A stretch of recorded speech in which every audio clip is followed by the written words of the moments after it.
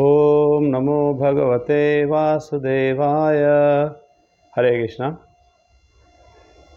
तो बहुत बहुत स्वागत है सभी भक्तों का इस भगवद गीता सीरीज में। आज हम अध्याय 15 के 7 नंबर श्लोक से कथा प्रारंभ कर रहे हैं। बहुत सुंदर श्लोक है।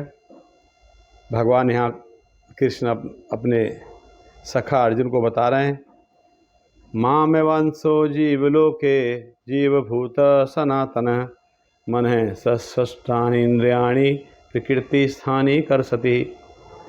तो भगवान बता रहे हैं कि माम अंशः, माम मतलब मामेव अंशो, मामेव अंशः, मेरा एव मतलब निश्चय ही, निश्चित रूप से जीवात्मा मेरा अंश है।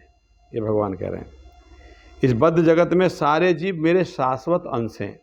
शाश्वतः सनातन है, सनातन है, वो शाश्वत है, शाश्वत अंश हैं। बद्ध जीवन के कारण वो 6 इंद्रियों से घोर संघर्ष कर रहे हैं, जिनमें मन भी सम्मिलित है। तो भगवान बता रहे हैं ये जो जीवात्मा है ये मेरा अंश है। हम भगवान के अंश हैं सब, है ना। और भगवान कैसे हैं? सच्चित आनंद है, सतचित आनंद है। तो जीवात्मा सच्चित आनंद क्यों नहीं है? भगवान का अंश है तो भगवान जैसे होना चाहिए। तो भगवान बता रहे हैं, मन सष्टानि इंद्रियाणि प्रकृति स्थानी करसति। ये जीवात्मा मन, एक मन और 5 इसके इंद्रिय, ये 6 के साथ में जद्दोजहद कर रहा है। प्रकृति स्थानी करसति, है ना। इनके साथ में क्या कर रहा है? घोर संघर्ष कर रहा है, घोर संघर्ष। तो भगवान के अंश होने के कारण हमें सच्चिदानंद होना चाहिए, आनंद में रहना चाहिए, ब्लेसफुल होना चाहिए, है ना। मगर हम लोग कष्ट में रहते हैं, दुख में रहते हैं। कारण क्या है? हम इंद्रियां और मन के द्वारा संघर्ष कर रहे हैं, प्रसन्न रहने का संघर्ष कर रहे हैं हम इस प्रकृति में। ठीक है। अब देखिए प्रभुपाद जी लिख रहे हैं, वेद वचन के अनुसार परमेश्वर अपने आप को असंख्य रूपों में प्रकट करके विस्तार करते हैं, जिनमें से व्यक्तिगत विस्तार विष्णु तत्व कहलाते हैं और गौण विस्तार जीव कहलाते हैं। तो भगवान के विस्तार माम अंशो जीव लोके, सभी लोक के जीवात्मा मेरे ही अंश हैं। तो अंश कितने प्रकार के भगवान के? स्वांश और विभिन्न अंश। स्वांश मतलब जैसे विष्णु तत्व हैं या भगवान के इनकारनेशन है, वो भगवान के स्वयंश हैं। और जो जीवात्मा हैं वो विभिन्न अंश में, जैसे हम लोग हैं वो विभिन्न अंश हैं। दूसरे शब्दों में विष्णु तत्व निजी विस्तार स्वांश हैं और जीव विभिन्न अंश है, पृथककृत अंश। जब स्वांश द्वारा वे भगवान राम, नरसिंहदेव, विष्णु मूर्ति, वैकुंठ लोक के प्रधान देवों के रूप में वो प्रकट होते हैं। विभिन्न अंश अर्थात जीव सनातन सेवक होते हैं। हम लोग सनातन सेवक हैं और भगवान स्वामी हैं। भगवान के स्वांश सदैव विद्यमान रहते हैं। इस प्रकार जीवों के विभिन्न अंश भी अपने स्वरूप होते हैं। परमेश्वर के विभिन्न अंश होने के कारण जीवों में भी उनके आंशिक गुण पाए जाते हैं हमारे अंदर, जिनमें से स्वतंत्रता एक है। प्रत्येक जीव का आत्मा रूप है, अपना व्यष्टित्व और सूक्ष्म स्वातंत्र होता है। हर एक जीवात्मा स्वतंत्र होता है। हम लोग स्वतंत्र हैं इच्छा करने के लिए, है ना। तो हमारा स्वतंत्र रहने की हमारी इच्छा है, हमारा एक हम लोग स्वतंत्र हैं। और इसी स्वतंत्र के दुरुपयोग से जीवन बद्ध बनता है। इसी स्वतंत्रता की वजह से हम लोग बद्धात्मा, हमारा जीवन बद्ध हो जाता है। और इसके सही उपयोग से व्यक्ति मुक्त हो जाता है। तो भगवान हमको फ्री विल दिया है, स्वतंत्रता दिया हमें, चाहे अच्छा कर्म करें चाहे गलत कर्म करें। तो हम इस स्वतंत्रता का दुरुपयोग करते हैं और करते क्या हैं? गलत कर्म करते हैं। और गलत कर्म करने के कारण हमको बंधन लगता है। ये हमारे बंधन का कारण होता है।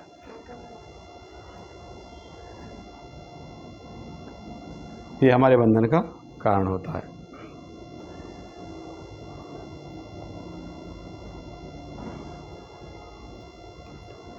विभिन्न अंश अर्थात जीव सनातन सेवक हैं। भगवान के स्वांश सदैव विद्यमान रहते हैं, ये बताएं। बद्ध जीवन में प्रकृति के गुणों द्वारा अभिभूत होकर वह भगवान की दिव्य प्रवाह भक्ति को भूल जाता है। तो जीवात्मा हैं वो बद्ध जीवन के कारण, बद्ध होने के कारण वो प्रकृति के गुणों में कार्य करता है और इस स्वतंत्रता के कारण भगवान की भक्ति न करके और अनेक प्रकार के कार्य करके उसका जीवन बद्ध होता रहता है और एक के बाद एक अनेक प्रकार के जन्म लेता रहता है और इसी प्रकार फिर भौतिक जगत में भटकता रहता है। और प्रकृति गुणों द्वारा अभिभूत होकर प्रकृति गुणों के प्रभाव में वो भगवान की प्रेमा भक्ति को भूल जाता है और इसके फलस्वरूप उसे अपनी स्थिति बनाए रखने के लिए संसार में अत्यधिक संघर्ष करना पड़ता है। तो भगवान से अलग हो जाता है, फिर संघर्ष करता है। जैसे कोई व्यक्ति किसी जमींदार का बेटा है और वो भटक गया है, भूल गया है, जमींदार से अलग हो गया है, अपने घर से बाहर निकल गया है, अब उसको खाने कमाने के लिए बड़ा संघर्ष करना पड़ रहा है। तो ये हमारी पोजीशन है। हम लोग भगवान के अंश हैं, भगवान हमारे स्वामी हैं, हम उनके सेवक हैं, मगर हम लोग क्या किए हैं, भगवान से भटक गए, भूल गए भगवान को और इसलिए हमें संघर्ष करना पड़ रहा है। इस जीवन जीने के लिए हमें संघर्ष करना पड़ रहा है इस प्रकार से।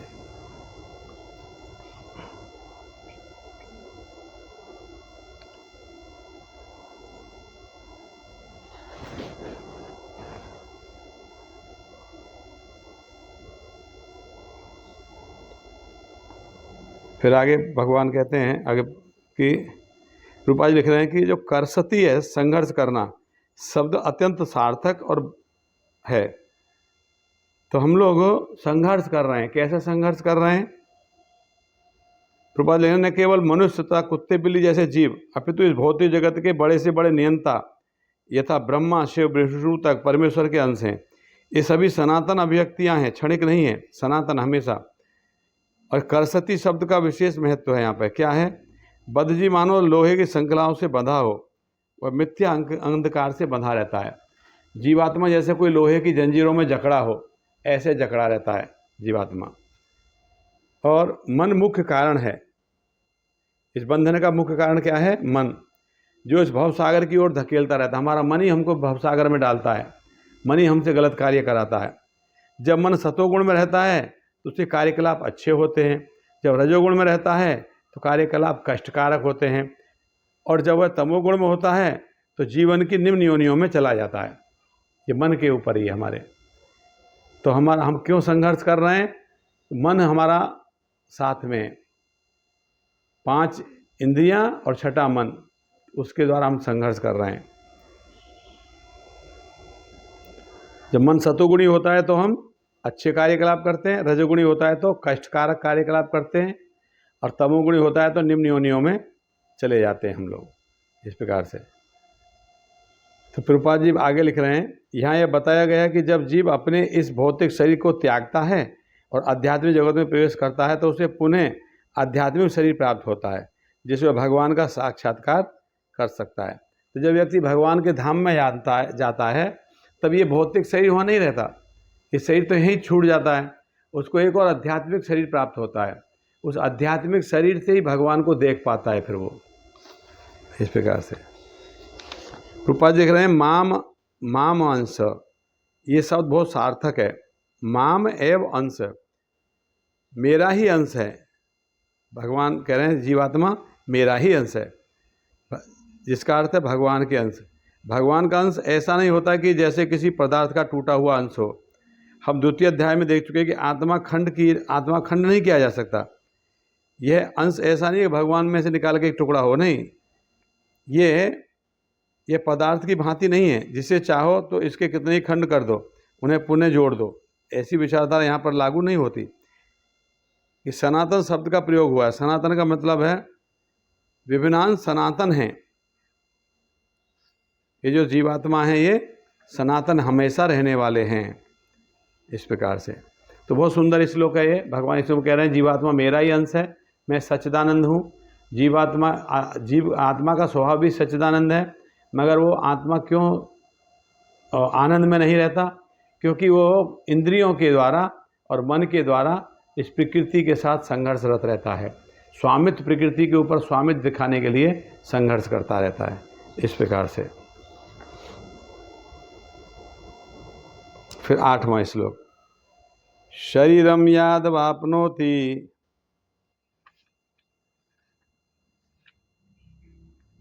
यत् च अपि उत्क्रमाति ईश्वरः गृहीत्वा एतानि संयाति वायुगंधानि इव आशयतः।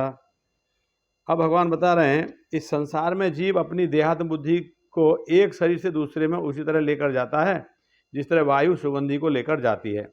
इस प्रकार वह एक शरीर धारण करता है फिर उसे त्याग कर दूसरा शरीर धारण करता है। तो यहाँ बता रहे हैं कि किस प्रकार से हमारी आत्मा एक शरीर को त्याग के दूसरे शरीर में प्रवेश करती है ना। तो वो भगवान एग्जाम्पल दे रहे हैं वायु का।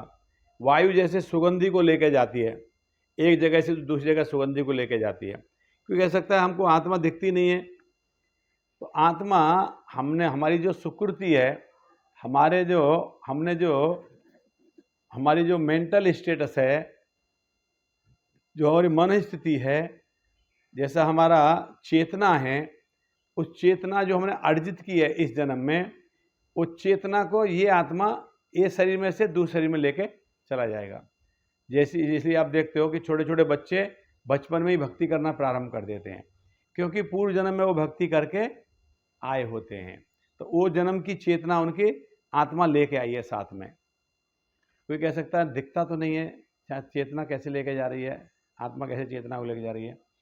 देखिए कि जो आप देखते हो कि कभी कभी गार्डन है, कोई बाग है, कोई बगीचा है, वहाँ पे बहुत सारे फूल खिले हैं, है ना, और आप इधर से जा रहे हो रास्ते से, तो आप देखोगे कि वहाँ पे धूप जो हवा है, हवा आ रही है, हवा के साथ में गंध भी आ रही है, मगर आपको गंध आ रही है, आप महसूस कर रहे हो, मगर दिख नहीं रही है कहाँ से आ रही है। आप अंदाज़ा लगाते हो यहाँ पे कोई फूल खिल रहे हैं, कोई बगीचा है जहाँ से गंध आ रही है, हवा लेके जा रही है, मगर वो दिखता नहीं है। ठीक इसी प्रकार से हमारे जो हमने इस जीवन में अर्जित किया है सुकृति, या जो हमारी चेतना जिस प्रकार की है, या जो हमारा स्वभाव है, वो जिस गुण में हम हैं, वो आत्मा ये शरीर त्यागने के बाद आत्मा उसको लेकर दूसरे शरीर में चली जाती है। ऐसे ही इसलिए बच्चे बचपन से भगवान की भक्ति में लग जाते हैं, क्योंकि उन्होंने पहले से भक्ति करके आए होते हैं इस प्रकार से। तो यहाँ ये बता रहे हैं भगवान की जीव अपनी देहात्म बुद्धि को एक शरीर से दूसरे शरीर में उसी तरह ले जाता है, एक शरीर में दूसरे शरीर में कह जाता है जैसे वायु सुगंधि को लेकर जाती है। जैसे वायु के द्वारा सुगंधि जाती है, ऐसे ही आत्मा के द्वारा जो हमारी देहात्म बुद्धि है उसको एक शरीर से दूसरे शरीर में हम लेके चले जाते हैं। इस प्रकार वह एक शरीर धारण करता है और इसे त्याग कर फिर दूसरा शरीर धारण करता है। कभी ये शरीर में रहता है आत्मा, फिर ये त्याग के दूसरे शरीर में चला जाता है इस प्रकार से। तो यहाँ पे ये भगवान बता रहे हैं कि हमारा हमने ये जीवन में हमने जो अर्जित किया है, जो हमने कॉन्शियसनेस जैसी चेतना हमने जीवन में बनाई है, अपनी जैसा स्वभाव हमने जनरेट किया अपना इस जीवन में, वो हमारा अगले जीवन में चला जाएगा। कौन लेके जाएगा? आत्मा लेके जाएगी। कैसे लेके जाएगी? जैसे वायु गंध को लेके जाती है, ना वायु दिखती है ना गंध दिखती है, ऐसे ही ना हमें आत्मा दिखती है ना हमारे वो अर्जित किए हुए गुण दिखते हैं, मगर वो होते हैं और दूसरे शरीर में जाते हैं। इसीलिए हम दूसरे शरीर को, हम उन गुणों के आधार पर हमको दूसरा शरीर प्राप्त होता है और उसी प्रकार से हम अपने कार्य में फिर से लग जाते हैं। 9 नंबर श्लोक। श्रोत्रम चक्षु स्पर्शनम च रसनम घ्रणमेव च अधिष्ठाय मनश्चायम विषयानुपसेवते। इस प्रकार दूसरा स्थूल शरीर धारण करके जीव विशेष प्रकार का कान, आँख, जीभ, नाक और स्पर्श इंद्रिय त्वचा प्राप्त करता है, जो मन के चारों ओर संपूजित है। इस प्रकार वह इंद्रिय विषयों के एक विशिष्ट समुच्चय का भोग करता है। तो यहाँ बता रहे हैं इस प्रकार दूसरा स्थूल शरीर धारण करके जीव, जब ये स्थूल शरीर त्याग दिया तो दूसरा स्थूल शरीर धारण किया, और उस शरीर को धारण करके वो क्या करता है, वो उस शरीर के अनुसार से उसको आँख, कान, नाक, जो सेंसेस उसके अनुसार मिलते हैं। जैसे आप देखते हो ना कुत्ते की जो सूंघने की शक्ति है वो बहुत है, जैसे गिद्ध की देखने की शक्ति बहुत दूर की है, तो अगर जैसा हमारा स्वभाव रहेगा ना मनुष्य जीवन में, और उसी के अनुसार हमें जो अगला शरीर मिलेगा, तो हमारे जो इंद्रियां भी वो भी उसी प्रकार से दूसरे शरीर के हिसाब से रहेंगी। इस प्रकार से जब इस प्रकार दूसरा स्थूल शरीर धारण करके जीव विशेष प्रकार के कान, आँख, जीभ, नाक, स्पर्श इंद्रिय यानी त्वचा को प्राप्त करता है, जो मन के चारों संपूजित है। इस प्रकार वो इंद्रिय विषयों के विशेष समुच्चय का भोग करता है, एक विशेष प्रकार की इंद्रियों का भोग करता है व्यक्ति। दूसरे शब्दों में यदि प्रभुपाद जी लिख रहे हैं, दूसरे शब्दों में यदि जीव अपनी चेतना को कुत्ता बिल्लियों जैसे गुणों में जैसा बना देता है, तो उसे एक जन्म में कुत्ता या बिल्ली का ही शरीर प्राप्त होगा जिसका वह भोग करता है। अगर हम लोग ये जीवन में मनुष्य जीवन मिला है हमें, मगर हम पशुवत व्यवहार करेंगे तो अगला जन्म हमें पशु का ही मिल जाएगा, ये हम बता रहे हैं। चेतना मूलतः जल के समान विमल होती है। हमारी जो चेतना है वो जल के समान विमल है। विमल मतलब क्लीन है, साफ है, उसमें कोई त्रुटि नहीं है। जल कैसा होता है? जब जल आकाश से गिरता है बादलों से, तो उसमें कोई त्रुटि नहीं होती, कोई कमी नहीं होती, कोई गंदापन नहीं होता, कोई वो एकदम प्योर होता है। मगर जैसे ही वो मिट्टी के संपर्क में आता है, मड में कन्वर्ट हो जाता है, कीचड़ बन जाता है ना। तो ऐसे ही हमारा जो जीवात्मा है, एक्चुअली हमारी चेतना तो शुद्ध है, मगर जब हम भौतिक जगत में प्रकृति के गुणों के अधीन होकर जब हम कार्य करते हैं, तो जैसे स्वभाव में कार्य कर रहे हैं वैसी फिर हमारी चेतना बन जाती है। प्रभुपाद कह रहे हैं वास्तविक चेतना तो कृष्ण भावनामृत है। अतः जब कोई कृष्ण भावनामृत में स्थित होता है तो वह शुद्धतर जीवन बिताता है। लेकिन यदि उसकी चेतना किसी भौतिक प्रवृत्ति से मिश्रित हो जाती है तो अगले जीवन में उसे वैसा ही शरीर मिलता है। अगर कृष्णा कॉन्शियस रहेंगे, भगवान में, कृष्ण में चेतना रहेगी हमारी, तो निश्चित रूप से हम भगवान के धाम चले जाएंगे। और अगर हमारी चेतना निम्नवत रहेगी यहाँ भौतिक जगत में, तो वैसा ही हमें अगला शरीर प्राप्त होगा, यही भौतिक जगत में ही रह जाएंगे। यह आवश्यक नहीं है कि हमें पुनः मनुष्य शरीर प्राप्त हो। हमें अगला शरीर, हमें कुत्ता, बिल्ली, सुअर, देवता, 84 लाख योनियों में कोई भी शरीर हमें प्राप्त हो सकता है। हमारे स्वभाव के अनुसार अगला जन्म में हमें कोई भी शरीर प्राप्त हो सकता है, और जैसा हमें शरीर प्राप्त होगा उसी शरीर के अनुसार हमें इंद्रियां मिलेंगी, और उन इंद्रियों से वैसा ही हम भोग करने का प्रयास करेंगे। ये सब हमारे शरीर के द्वारा हमारे बंधन हैं, जीवात्मा के बंधन है ये। 10 नंबर, उत्क्राम अंतः स्थित्वापि भुंजान वा गुणान्वितम विमूढ़ानानुपश्यति पश्यन्ति ज्ञान चक्षुषः। अब भगवान बता रहे हैं मूर्ख ने तो समझ पाते हैं कि जीव किस प्रकार अपना शरीर त्याग करता है, नहीं वे ये समझ पाते हैं कि प्रकृति गुणों के अधीन वह किस तरह के शरीर का भोग करता है। लेकिन जिसकी आंखें ज्ञान में प्रकाशित होती हैं वह ये सब देख सकता है। तो जीवात्मा मूर्ख है, वो समझ ही नहीं पाता कि वो अपना शरीर कैसे त्याग कर रहा है, ना ही ये समझ पाता कि प्रकृति गुणों के अधीन वह कैसे इस शरीर का भोग करता है। मगर जिसकी आंखें ज्ञान में प्रकाशित होती हैं वो ये सब देख पाता है। जो व्यक्ति ज्ञानी है, जो बुद्धिमान है, जिन्होंने शास्त्रों का अध्ययन किया है, वो समझ पाता है, शारीरिक भेद को समझ पाता है, ये प्रकृति के साथ अपने संबंध को समझ पाता है, भगवान के साथ अपने संबंध, प्रकृति से कैसे बद्ध हुआ है वो समझ पाता है, भगवान की शरणागति कैसे करनी है वो समझ पाता है। कौन? जिस व्यक्ति को ज्ञान है। जब व्यक्ति को ज्ञान नहीं रहता, ज्ञान में रहता है, तो व्यक्ति नहीं समझ पाता, मूर्ख है वो। तो यहाँ बता रहे हैं ज्ञान चक्षुष है। प्रभुपाद जी कह रहे हैं ज्ञान चक्षु शब्द बहुत महत्वपूर्ण है। बिना ज्ञान के न तो कोई समझ सकता है कि जीव इस शरीर को किस प्रकार त्यागता है, नहीं ये कि अगले जीवन में कैसा शरीर धारण करने जा रहा है, अथवा यह कि वह विशेष प्रकार के शरीर में क्यों रह रहा है। इसके लिए पर्याप्त ज्ञान की आवश्यकता होती है, जिसे प्रमाणिक गुरु से भगवत गीता तथा अन्य ग्रंथों से सुनकर समझा जा सकता है। प्रभुपाद जी समझा रहे हैं कि व्यक्ति अज्ञान होता है ना, उसको ना तो ये पता लगता मैं कैसे शरीर में आया, कैसे शरीर में रह रहा हूँ, ये शरीर के बाद में कहाँ जा रहा हूँ, और वहाँ मेरा क्या दशा होगी, कुछ भी नहीं जानता, अज्ञान में रहता है। और शरीर मिल गया है तो इसका भोग कर रहा है, ये छूट जाएगा दूसरा मिल जाएगा, दूसरा छूट जाएगा, तीसरा मिल जाएगा, अनेक शरीरों में घूमता रहेगा, भ्रमण करता रहेगा, भोग करता रहेगा। ये नहीं समझ पाएगा कि ये शरीरों को प्राप्त कर रहा हूँ, फिर दूसरे मिल रहे हैं, इसको छोड़ रहा हूँ, तीसरा, इनकी ये सबसे बाहर कैसे निकलूँ, इस सर्कल के बाहर कैसे आऊँ मैं, वो ये नहीं समझ पाता। कौन समझ पाता है? ज्ञान चक्षुष है, जिसकी आंखें ज्ञान के प्रकाश से प्रकाशित हो गई हैं, जिसको ज्ञान प्राप्त हो गया है, जो जान गया है, वो व्यक्ति समझ पाता है। रूपा जी लिख रहे हैं जो व्यक्ति प्रमाणिक गुरु से भगवद गीता और भागवतम का अध्ययन करके, गुरु के द्वारा अध्ययन करके, गुरु से सीख के वो व्यक्ति समझ सकता है, वो प्रशिक्षित हो सकता है, वो व्यक्ति भाग्यशाली है। प्रत्येक जीव किन्हीं परिस्थितियों में शरीर त्यागता है, जीवित रहता है, प्रकृति के अधीन होकर भोग करता है। तो हमारा व्यक्ति किन्हीं किन्हीं परिस्थितियों में हमको शरीर त्यागना रहता है जीवित रहते हैं हम किन्हीं परिस्थितियों में, और प्रकृति के अधीन होकर हम इसका भोग करने का प्रयास करते हैं, प्रकृति का शरीर के द्वारा। इसके फलस्वरूप है इंद्रिय भोग के भ्रम में नाना प्रकार के सुख दुख सहता रहता है। इंद्रियों से भोग करने के